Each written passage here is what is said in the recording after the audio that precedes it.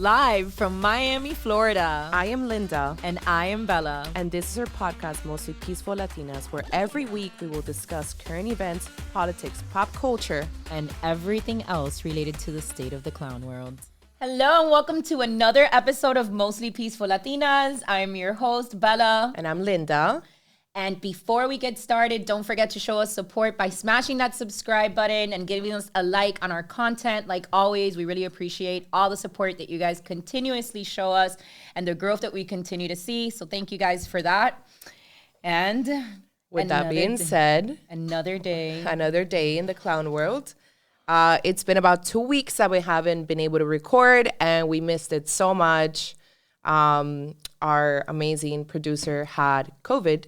So we stayed away from recording for a little bit. And with that being said, a lot of things have happened. And one of the first things that we want to bring up is the groomers, per usual, making the headlines. They can never stop. That's why Governor DeSantis has to literally intervene. And one of the first things that kind of caught our attention today was a leaked curriculum from Portland, Oregon schools, where they want to teach gender theory to kindergartens and elementary school students. Very complex gender theory. This isn't just pronouns here. No. Like, it's very graphic material that will actually show genitalia and refer to women. It's not women. It's not women people anymore. With a vulva. People with vulva or people with penises. So it's called sexuality and exploring the infinite gender spectrum, because there's no limit to how many genders there is.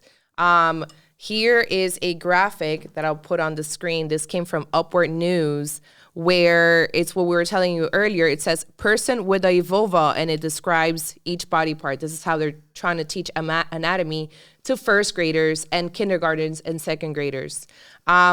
They also talk about, what they're trying to teach kids now is that there's no such thing as gender, that you're just assigned a gender at birth due to your anatomy.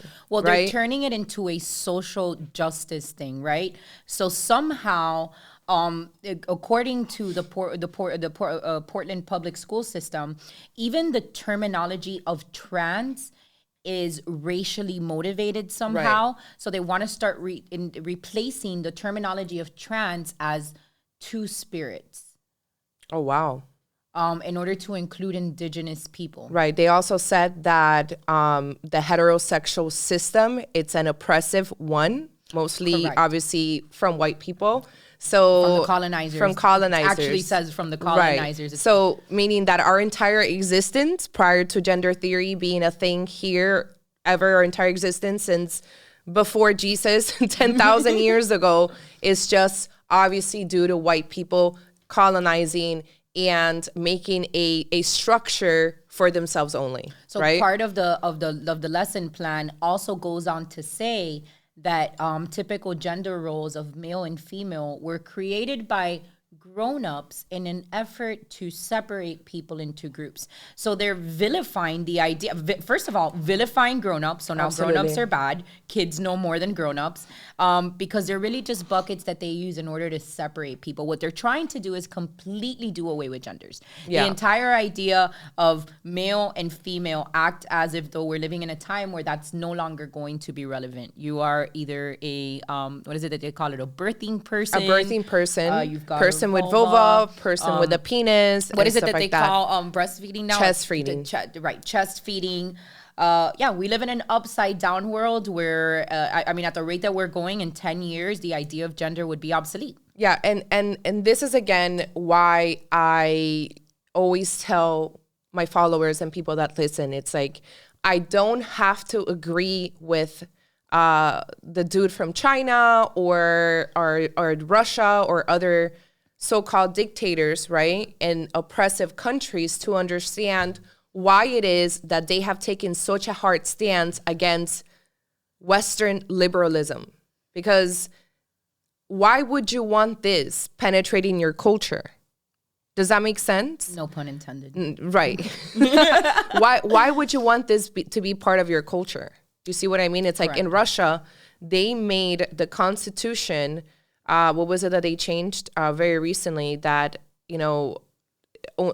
marriage is between a man and a woman, right? And they're pushing extremely hard against this LGBT ideology. It actually started in 2013 when Vladimir Putin banned all LGBT propaganda for children. And this was back in 2013.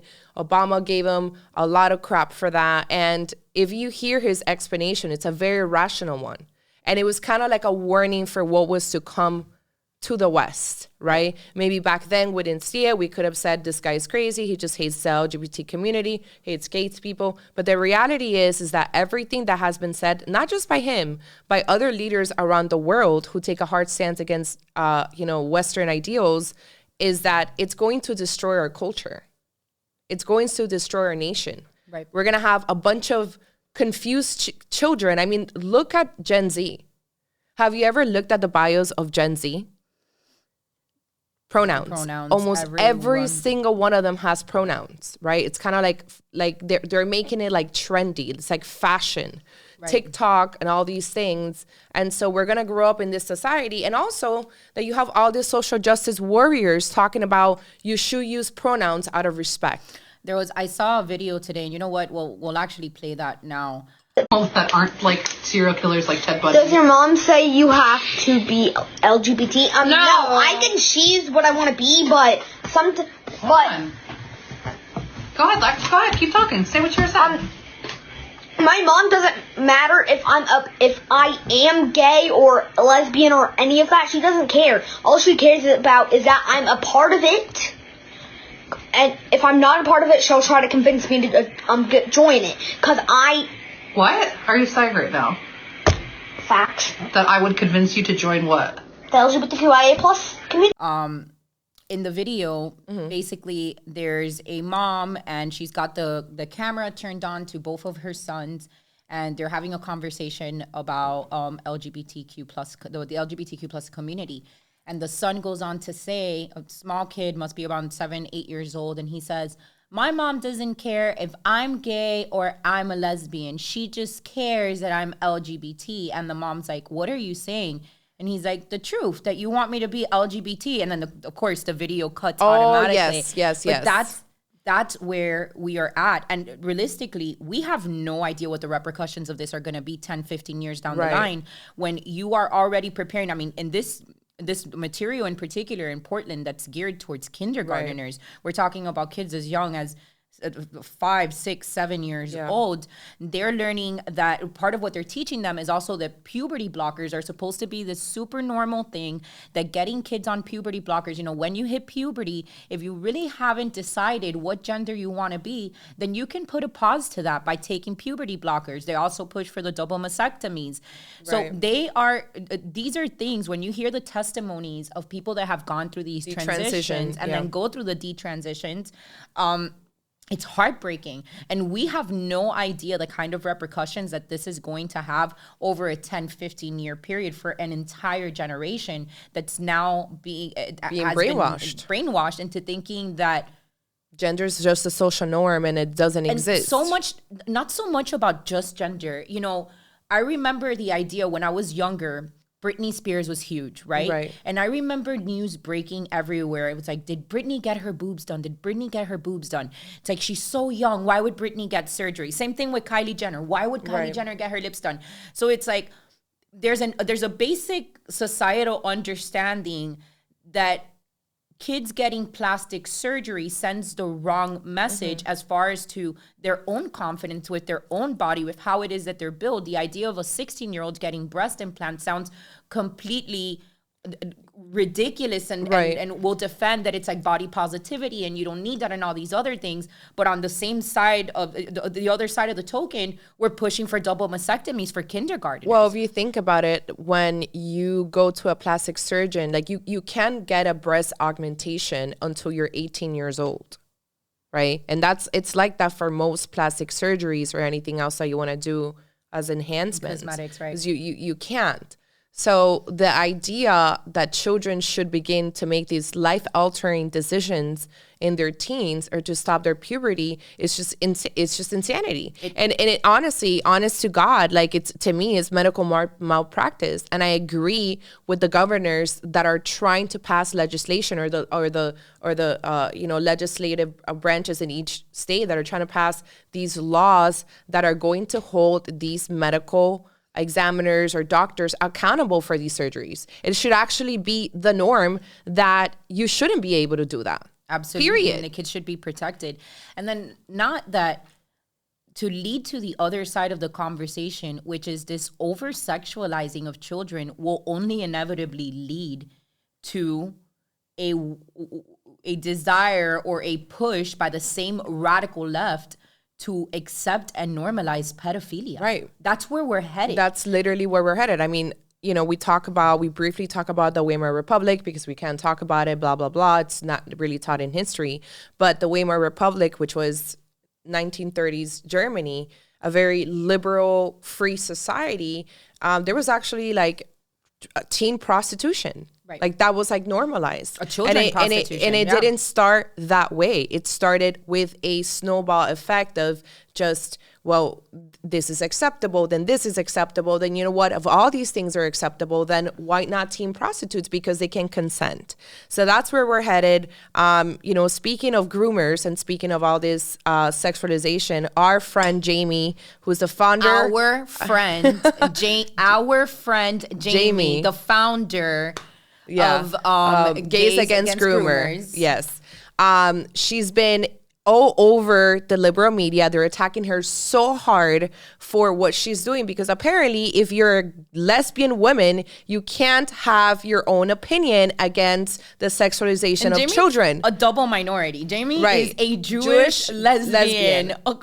And she's actually had an interview with Owen recently where she talks about how the ongoing joke around gay conservatives is that you have to come out twice. You come out first as gay and you come out second as a conservative, and that coming out as a conservative is now much harder than coming out as gay. That's pretty much how most of our, I feel like, LGBT friends live. They live a pretty normal lifestyle. They don't let their sexuality or whatever preferences define their life, like who they are.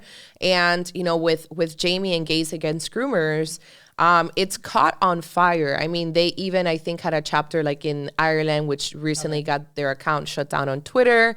I remember speaking to her about 2 weeks ago when she, I guess, started the coalition and, you know, telling people across the U.S., like, if you want to join, you know, submit your email, blah, blah, blah. And she had over like 500 emails and DMs that she had to go through. Her girlfriend was actually going to help her with that because there's a lot of people jumping on board and saying, hey, listen, I may be a lesbian or gay or even, you know, a transgender, but I do not agree with what the left is trying to do. So Jamie or Gays Against Groomer, their Instagram account, I think they have about 60,000 followers. They've been locked out from Twitter twice for 12 hours. Right. Twice. So, and here's the thing. We know for a fact, and actually from experience, you know, that once Media Matters and the liberal media starts writing articles against you, attacking your movement or attacking your page or whatever, a lot of times this is to pressure the social media giants like Twitter to just completely ban you because you're a problem. Correct. So, yeah, Media Matters is known to do these campaigns. And I think that one of the things that's really interesting and eye-opening to watch with what's happened with Jamie and the Gays Against Groomer page is that first day that it came up, it already became a problem. And these left-wing, like, digital activists were, this is the next libs of TikTok. This account is going to be a bigger problem than libs of TikTok. And they started the attack on the account immediately. They called Jamie a Nazi. They're calling Jamie a neo-Nazi. She's a Jewish woman. Right. This is how far, the same way that they call us white supremacists. We're brown women. You know what the best thing about this is, though? That those people online, those far left activists are trying to obviously ruin her life. And the best part about it is that she works for a conservative. So okay, good luck. Good luck. Okay, aside from the fact that she's our designer, she's actually the designer and has been my designer for my merch for the past 2 years, and she's just the one that helped us with our amazing merch for Far Right Latina Summer. So if you guys Actually, it's on my website right now. So wakeupwithlinda.com. We have the merch is designed by Jamie from Gays Against Groomers. And I just want to read why she got locked out of Twitter. Okay. Oh, I want to hear this. Okay, so this was Jack. the tweet. This was last week. Damage people, damage people. The internet is a dangerous place for kids, especially when you have radical alphabet activists openly grooming them. Protect your children from these people at all costs. # Gays Against Groomers. And that's why she was locked out of Twitter. So does Twitter have a new, are they doing anything against the word groomers like Reddit is, where they're blocking it? I think that they haven't like officially announced that they were going to take action against everybody that said the word groomer, but they are, because she's not the first person that has been banned or suspended for a day or whatever for using that word. I know Reddit, right? Was it Reddit that completely got rid of it? Yeah. So it's like, if you're not a groomer, why do you care that we call groomers groomers? Like, no one is saying that the LGBT as a whole are groomers. We're saying that, especially in the media, and politicians do want to groom your children. Look at this curriculum for Portland. That is quite literally grooming, and they're fighting so hard. As a matter of fact, This is extreme. right. As a matter of fact, real quick, just so you guys understand, a lot of people obviously say Florida is the freest state of the nation, Texas is the freest state of the nation.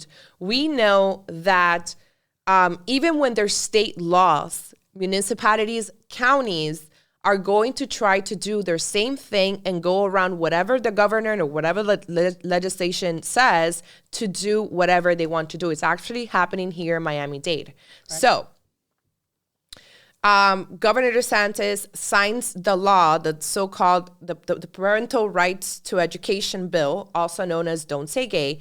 And as you guys know, it states that certain material should be away from kids up to the 3rd grade. And it's kind of like vague and says, or age appropriate, right?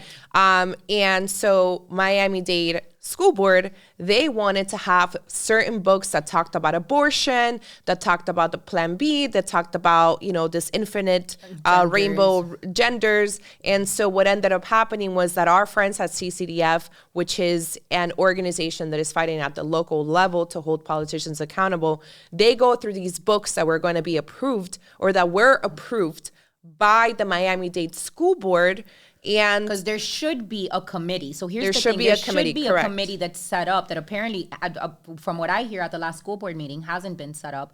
And this committee is supposed to be made up, of course, of teachers and parents alike in order to Sorry to interrupt you. It was set up because we did the podcast with Alex. What it was is that the people in that little committee, I think it's like 10 of them, or I forgot the number, are obviously like compromised, Got you. It's like, so they pretty much said like, this is okay, these books are okay. That story that happened here in Miami-Dade is actually quite interesting, and nobody seems to care to talk about it, which is that the school board made a decision. They took a ruling and they agreed that they were going to take the material off. They were going to pull the books from the lesson plans.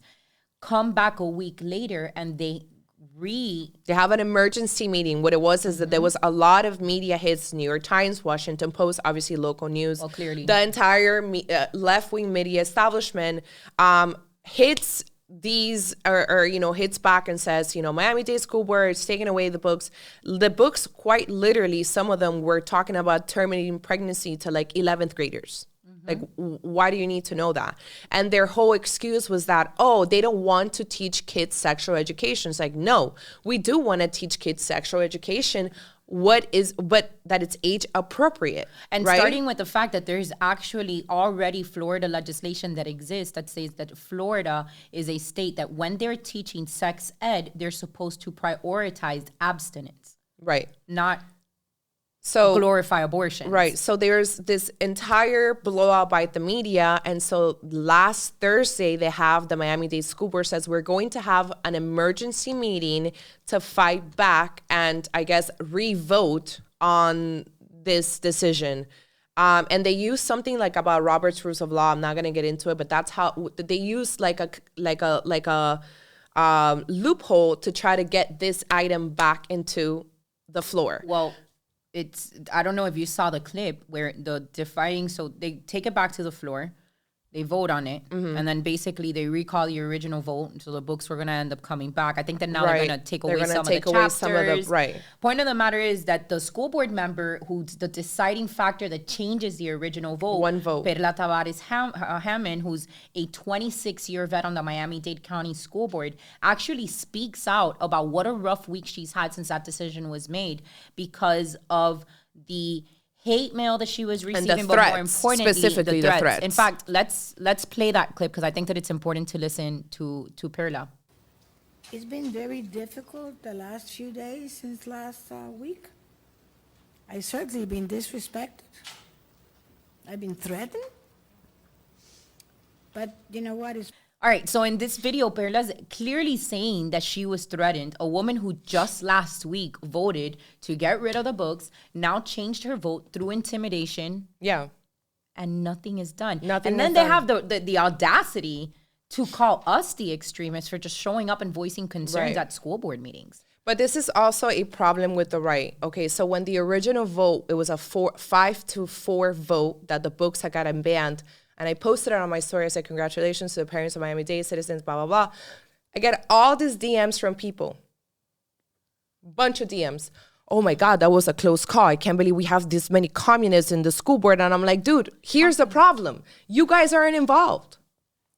You guys do not understand that some of these people, like Perla Tavares, have been on the same seat for 26 years. And that are a direct correlation to the problem that we're seeing right now. We get it that like it is a problem that we have 4 other people that think these books are age appropriate for 11th graders and 10th graders or 11-year-olds and 10-year-olds, but also nobody cares to hold these people accountable. Nobody cares to help the other candidates fundraise. Nobody cares to knock on doors. So you can't really complain if you're not part of the solution. So I was I was talking to somebody on campaign, and the average cost of a candidate in order to be able to hire people to knock on doors in order to people to become familiar with their name to cover an entire territory is something like $20,000. And our side isn't as giving as the left is when it comes to their causes, when it comes to supporting their candidates. They do if it's like known people, because like Mara Flores has raised a lot of money. Marjorie Taylor Greene is one of the people that has raised the most amount of money. But these are people that created their brands before they became supported by the GOP and the money, right? Because Myra, for example, is a powerhouse. You can't deny what it is that she's done. A woman, a minority woman, flips a district that's been has been running under Democratic rule for the last 100 years. The media can't ignore something like that. Mm-hmm. And then when they give somebody like Myra a chance, or I'm not even going to say the media, when the GOP, when the party gives somebody like Myra an opportunity to stand up as a character that represents conservative values, that's when they see the win. What's the problem? That there's plenty of people that have very strong America first traditional values like Myra, or people that would stand strong like Marjorie Taylor Greene. But the party itself, our party, doesn't support these people out of fear of what the left is going to say. Oh, well, the left is going to think that we're extreme, or the left is going to call us far right, or the left is going to call us Nazis, or whatever it is that they come up with, because they're always coming up with names.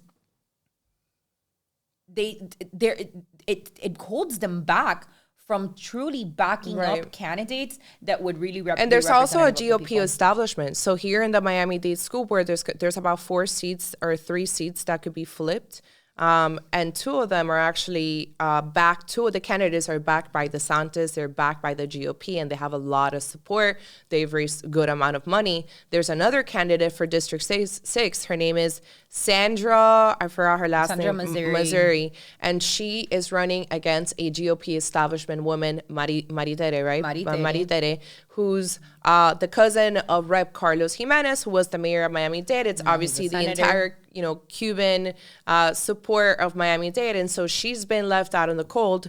No GOP support, no support from Tallahassee, from the governor, from anybody, because she's running against a candidate who's a shitty person on the Miami-Dade School Board. Like she's just not good. But she's establishment. So there's no support for her. It's really unfortunate, but that's why we call it the unit party. It is a unit party. You know, I was thinking about it today because I get so upset. There's really people that want to argue. Listen, I've been fighting the digital space just like Linda has for 4 or 5 years. 4 or 5 years, yeah. 4 or 5 years now. And yes, the information war is incredibly important, something that continues to lead. But until you haven't been on the ground fighting, you don't get to say how hard it is. Right. Because until you haven't had your livelihood threatened, until you haven't had your addresses doxed, your family doxed, people trying to ruin your life for absolutely no other reason than having a differing political opinion than you don't understand what this fight is about. Right. Because once you're down here, you realize you're not just up against Democrats. You're up against people in your own party as well, leading opposition against you, because the establishment wants to continue being the establishment. And then it goes back to don't do that. Don't say that. Don't have any radical views when it comes to gender or when it comes to CRT or when it comes to literally anything, because God forbid that we piss off the left. A left that already hates us for everything that we stand on. Why our party continues to want to meet in the middle with a group of individuals that think that our ideology makes us evil is beyond me. We're never going to find a solution until we realize that these people don't want to coexist with our values. They literally want us in jail. They want us in jail or worse. And it's not an exaggeration. I mean, we talked about it before, that the majority of the January 6th defendants, it was citizen journalists, anonymous Antifa accounts that were tracking down these individuals out of pure hate and spite for their beliefs and turning them to the FBI. And they're not just doing that to people that went into the Capitol. Like if they opened up those doors and people stepped in and they fell for that trap, okay. Right. But we're talking about if you took a picture in Washington, D.C., nowhere near the Capitol on January 6th, they want to cancel you and send the FBI to your house in order to let you know, don't you ever dare come together again. Don't you ever dare think that you're going to be able to protest together again, because that's what it is. It's instilling a fear. We're now even talking to other conservatives. People don't want to go to events because the idea is like, is this going to be another trap? Is it going to be another J6? Are you going to get attacked by Antifa? Correct. You know, we're lucky here that there's like really no Antifa presence. It's funny because I drove by the school board meeting last Thursday and there was literally 5 Antifa protesters right across the street, masked, looking like complete idiots. But with that being said, we also found out, aside from Gays Against Groomers, Moms for Liberty National, their national chapter, was locked out of Twitter account, their Twitter account this week, and for this tweet. It says, gender dysphoria is a mental health disorder that is being normalized by predators across the United States. California kids are at extreme risk from predatory adults. Now they want to liberate children all over the country. Does a double mastectomy on a preteen sound like progress? So, you know, I don't know if you guys know that, the people listening to this, but gender dysphoria, the definition for gender dysphoria was changed from being a mental health disorder, and they completely changed it. Just like they've changed the definition of a recession, just like they've changed the definition of natural immunity. They just change the science whenever they want. They put it on the media, they push it, and then we're supposed to accept it. So now with the whole gender dysphoria, I guess if you call it a mental health disorder, you get locked out of Twitter. Okay? But that's not enough.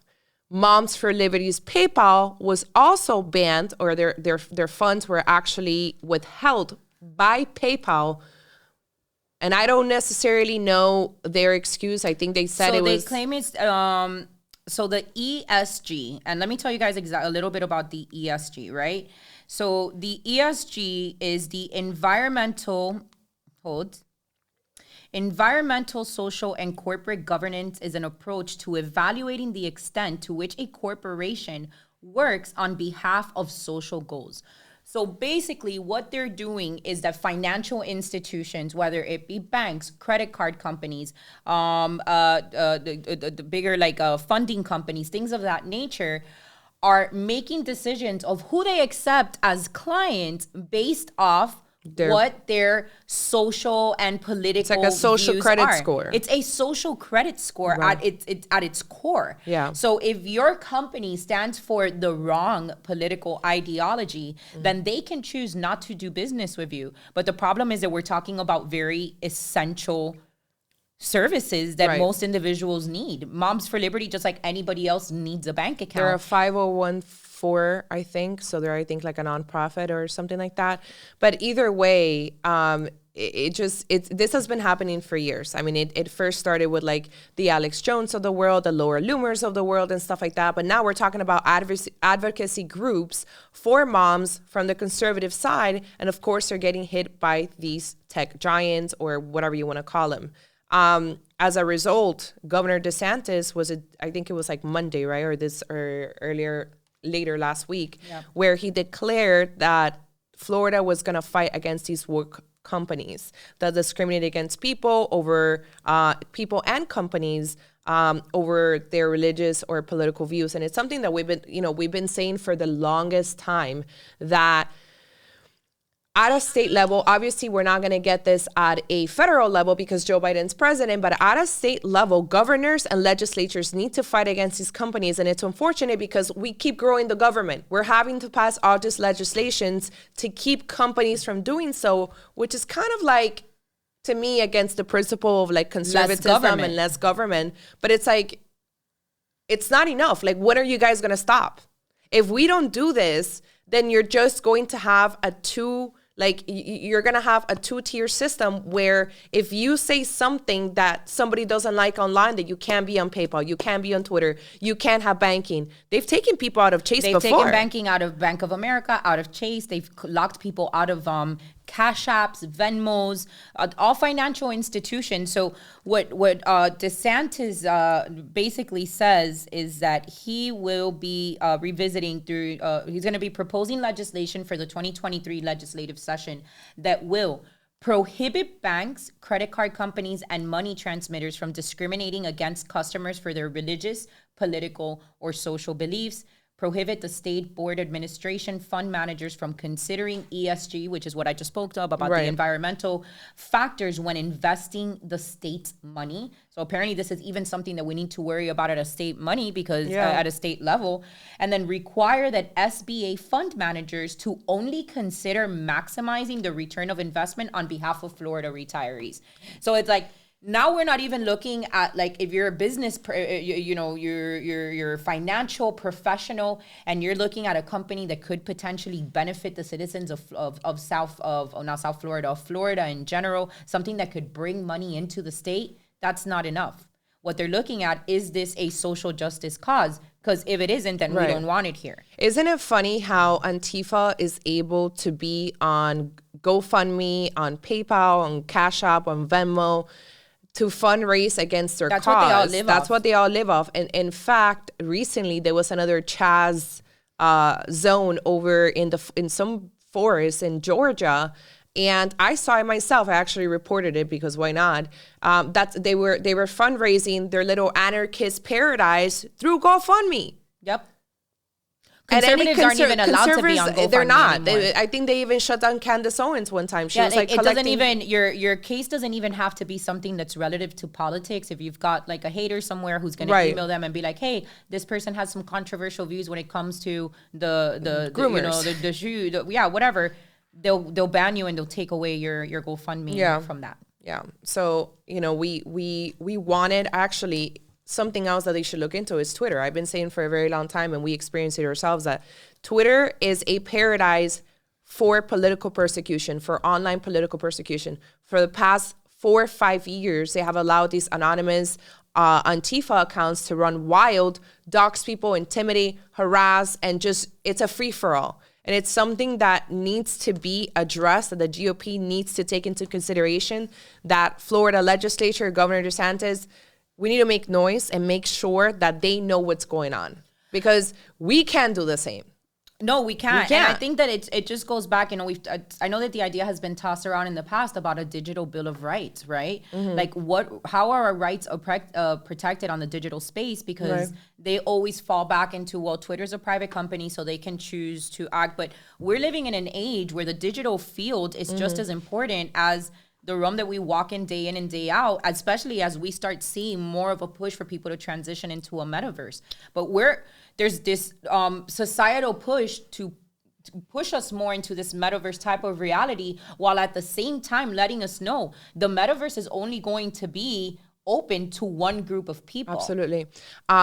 I saw something else last week, and I can't remember the person who tweeted it out, but I do know that they said something like, Twitter, get your lawyers ready, because we have documents or leaked internal documents between the CDC and Twitter about, banning whoever spread misinformation about COVID, etc. So it's like what we've been saying. This is all state-owned media.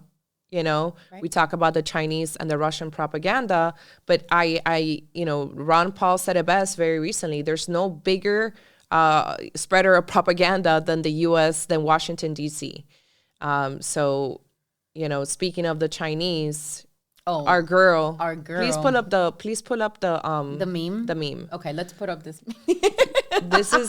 This is probably a meme that should be placed in a museum of memes. Whenever, I hope that 1,000 years from now, they find her digital Pelosi profiles and her milk jugs. What a lady Nancy Pelosi is. So Nancy Pelosi decided to defy every possible security measure that could exist and flew into Taiwan today against the advice of first of all, threats coming in directly from the Chinese Communist Party, saying that they were going to shoot her plane down if it came in, that they were going to do drills around Taiwan. Yeah, there's videos actually showing Chinese military executing military drills with tanks or stuff like that. She was advised against going by the Biden administration. So this is a matter of national security at this point.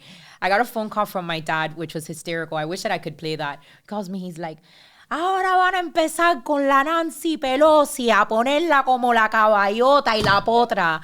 Meaning that it's all optics to make Nancy Pelosi seem like this some badass, social justice badass Thatcher warrior that's going to Taiwan to fight for the independence of the Taiwanese people. And the truth is that Nancy Pelosi is really just going out there to meet up with some chip manufacturers. Yeah, because, it's over her investments, dude. It's over her own investment. We're about to step into a really dark time, because for all of you that don't know, because of the problem with the supply chain that we're currently having, these chips that are created in China and then brought to the States are not there. And what's the problem? The chips might not sound like a lot, but the problem is that your cell phones operate off these chips. Your dishwasher operates off these chips. Your cars operate off these chips. So everything that you can imagine, TVs, so on and so forth, as far as electronics goes, are controlled by these chips that are only created in China. And now because of the supply chain issue, we're going to start stepping into dark times where it's going to become a lot harder to find these things that were normally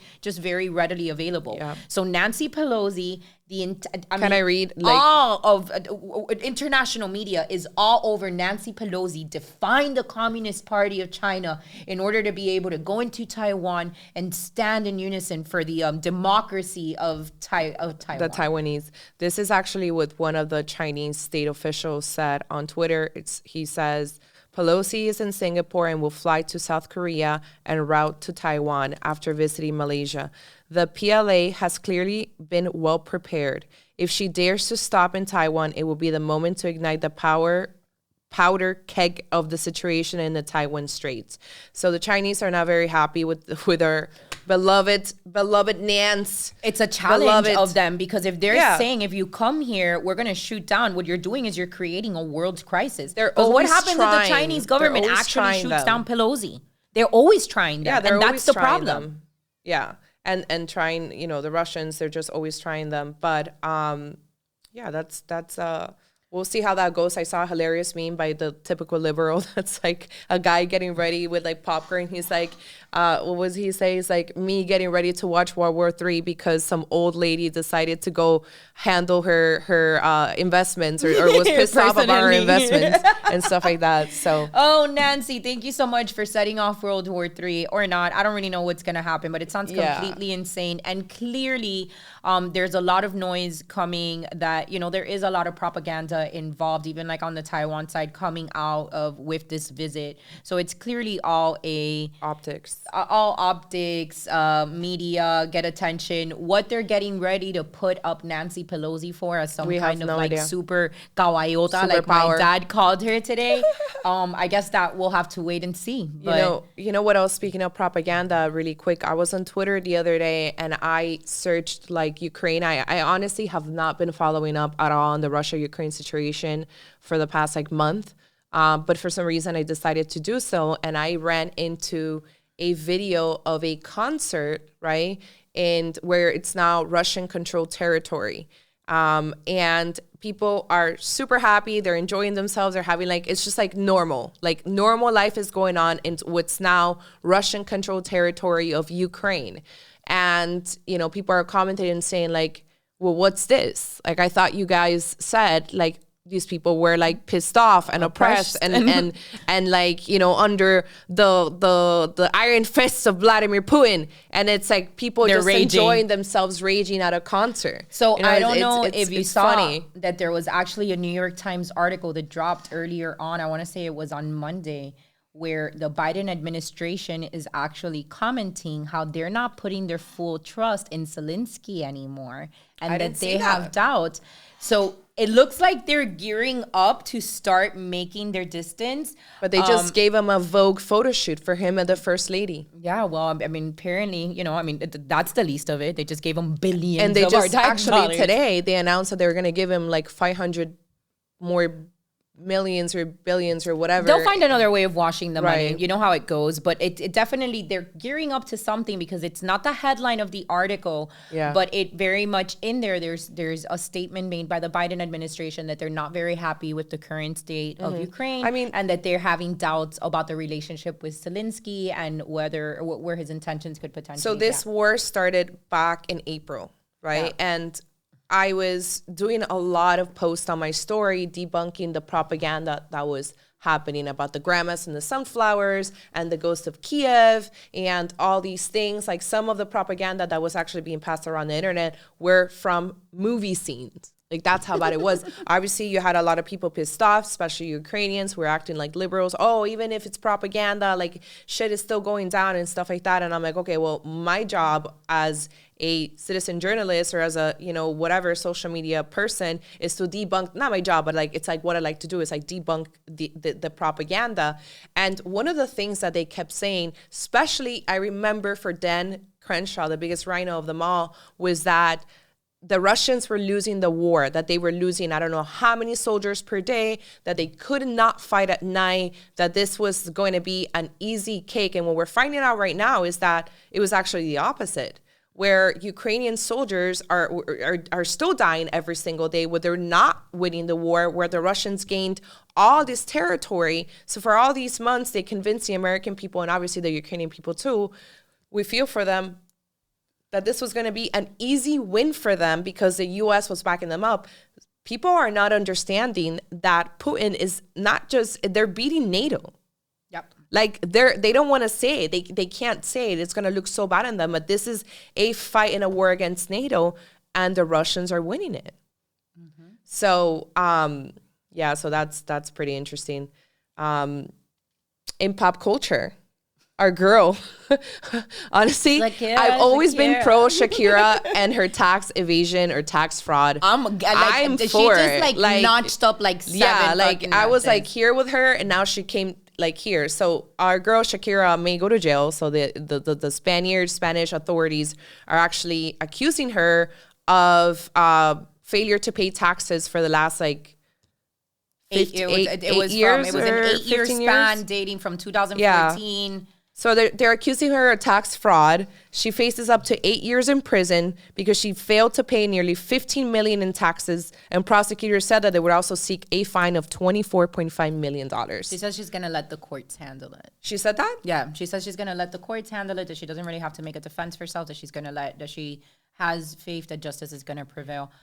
Imagine the communist, socialist government of Spain coming after you because you don't give enough taxes to them. So they can lock you down like they did and force you to wear a mask outside to freaking walk your dog. The worst part is, imagine like the ego involved in that, right? Because the only reason that she was in Spain was because of hubby. Oh, Piqué. And now we rode out on her. And now she's stuck with taxes from Spain. Yep. Like, I'd be so mad. Yeah. Like, man, like, screw your country. Honestly, I'm one of those people that I don't blame people for tax fraud because Taxation is theft. the government. Taxation is theft, and then they use it to fund like gender studies for kids or like give Pakistan like women's studies so they can liberate themselves. Like, I am not for it at all, and I hope our girl, I hope that we don't have to get her out of there like El Chapo in a little cart. She's got a lot more fans about this. I've been seeing the memes of the dudes like,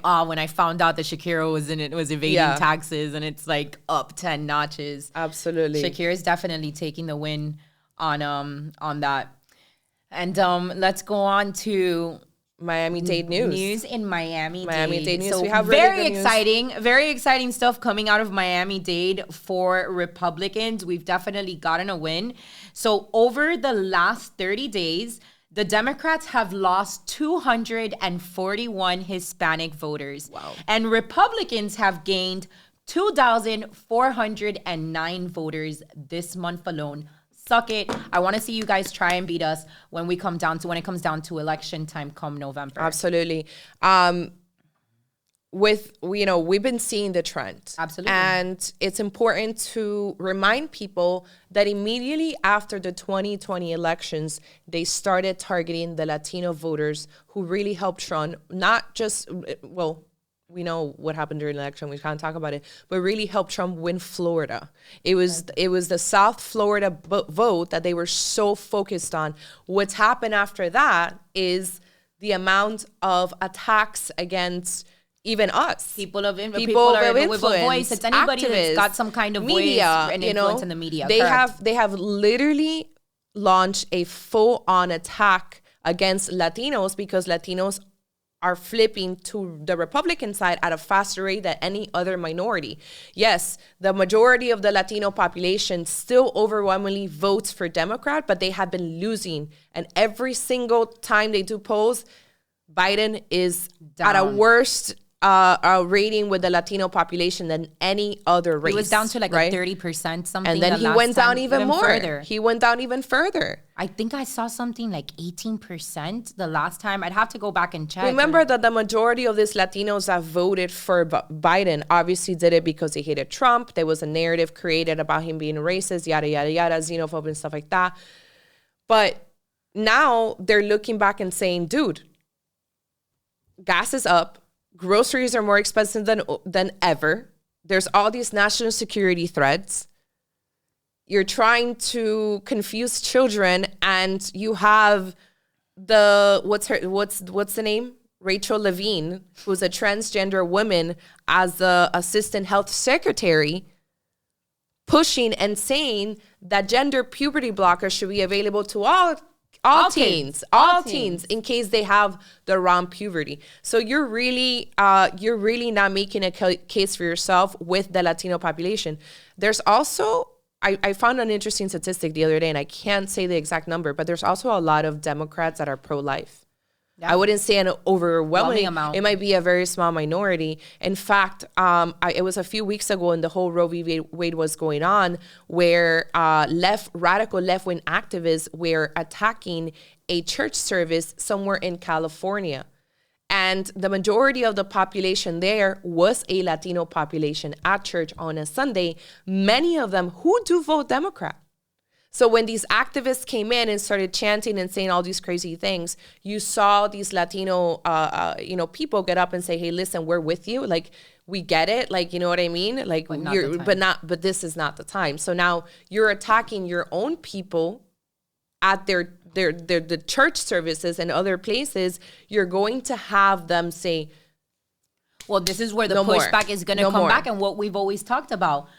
Traditional Latino values have nothing to do with far Nothing. left policy. Nothing. We believe in God. We Right. believe in two genders. We love our two genders. Latinas Absolutely. love being The women, and Latinx is not Latino working men out, love bro. being masculine No. men. So they're always gonna come across a brick wall when they're trying to appeal to the Latino demographic, because you can only victimize people so far. Yeah. People are not gonna feel victimized because they believe in God. Or Right. because they don't want their kids taking puberty blockers. That's not going to happen. So they're going to hit a block. So what is it that they're doing?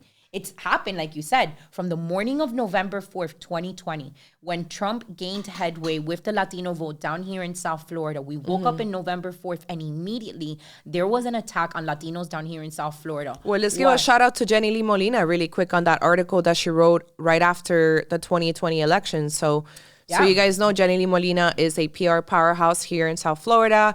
She's one of the people behind an anonymous Antifa page called Miami Anti-Fash, which has attacked everybody from the local GOP to us activists, Moms for Liberty, regular moms showing up at school board meetings. Proud Boys, and then people that have no social media presence, like parents that just show up. Their entire job is actually to do this so that people get discouraged, dox them, whatever, get them fired. She openly talks about it. How, number one, her job was to manage several social media Yeah. accounts that basically fought misinformation. And she talks about what a hard job it was, because whenever they got a narrative out there, 10 more pieces of disinformation would come out.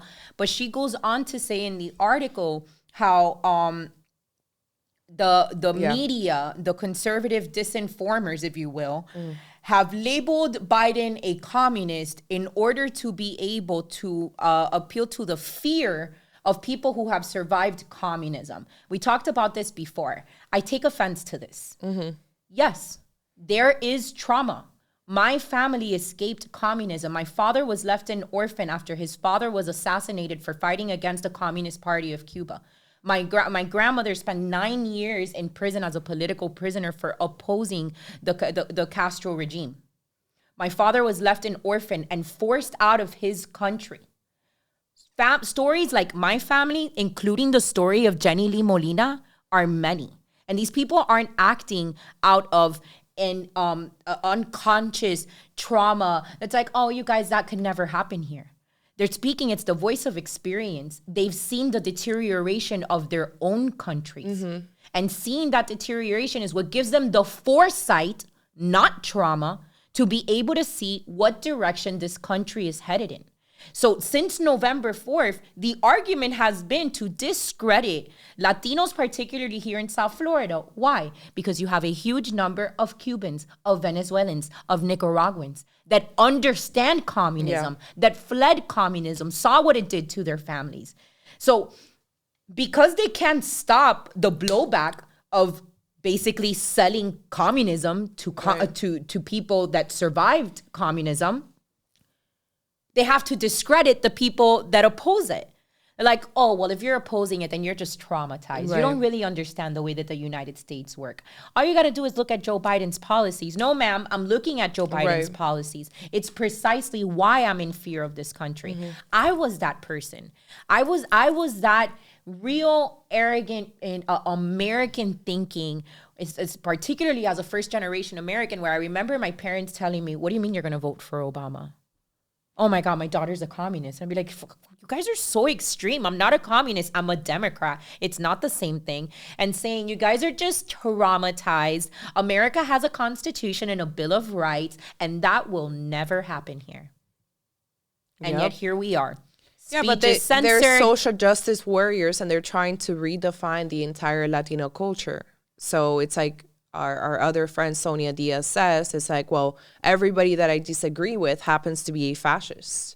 You know, she loves calling us fascists for anything that, you know, whoever disagrees with. Something else that's happening in Miami, which I thought was funny, is that, not funny, but a little bit funny, is that the Miami, the City of Miami Commission, they are approving tiny homes in Virginia Key, which is inside of Key Biscayne, for the homeless. And if you look at the majority of people that live in Key Biscayne, very affluent, mostly white. So the residents of Key Biscayne are opposing this now. Are pissed off because they're going to put all these homeless on their island, which is mostly Democrat, mostly populated by rich Democrats who don't want that there. So I find that to be funny, to be completely honest with you, because it's like, okay. Well, predictable. Well, predictable.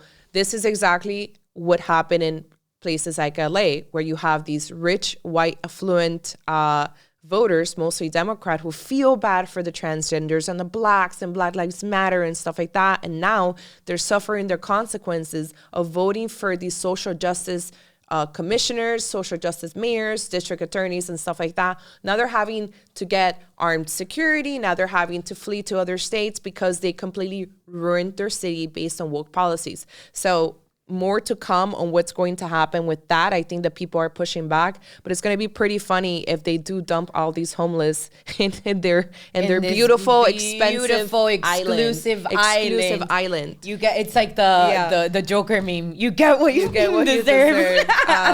This is what you voted for. This is what you want. This is the problem with these policies, that it's always like, oh, I want wide open borders open. Okay, cool. Open up your house. Open up your house. Let these immigrants stay in your house, nurse them for the first year of their life, provide for them.